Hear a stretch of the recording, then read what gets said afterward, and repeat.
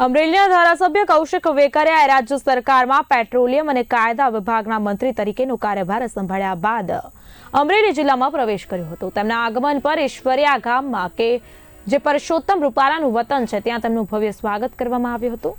સ્વાગત સમારોહમાં ઇફકોના ચેરમેન દિલીપ સંઘાણી, રાજકોટના સાંસદ પરસોત્તમ રૂપાલા સહિતના વરિષ્ઠ નેતાઓ ઉપસ્થિત રહ્યા હતા। ત્યારબાદ મંત્રી વેકરિયા અમરેલી શહેરના સેન્ટર પોઈન્ટ પર પહોંચ્યા હતા, જ્યાં મોટી સંખ્યામાં કાર્યકરો અને શહેરીજનો ઉમટી પડ્યા હતા।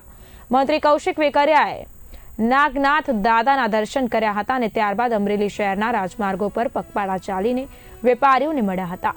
વેપારીઓ પણ તેમનું ઉષ્માભર્યું અભિવાદન કર્યું હતું। જિલ્લા ભાજપ કાર્યાલય ખાતે પણ મંત્રી વેકરિયાના અભિવાદન માટે એક કાર્યક્રમનું આયોજન કરવામાં આવ્યું।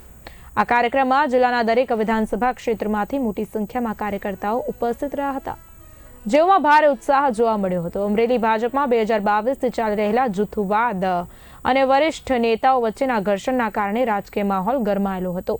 અગાઉ કૌશિક વેકરિયાના લેટરકાંડ સમયે પણ વરિષ્ઠ નેતાઓએ અનેક નિવેદનો અને આક્ષેપો કર્યા હતા। જો કે આજે કૌશિક વેકરિયાને મંત્રી પદ મળતા જ દિલીપ સંઘાણી, ડોક્ટર ભરત કાનાબાર, અશ્વિન સાવલિયા સહિતના વરિષ્ઠ નેતાઓ પરસોત્તમ રૂપાલાના નિવાસસ્થાને પહોંચી તેમનું સ્વાગત કર્યું હતું।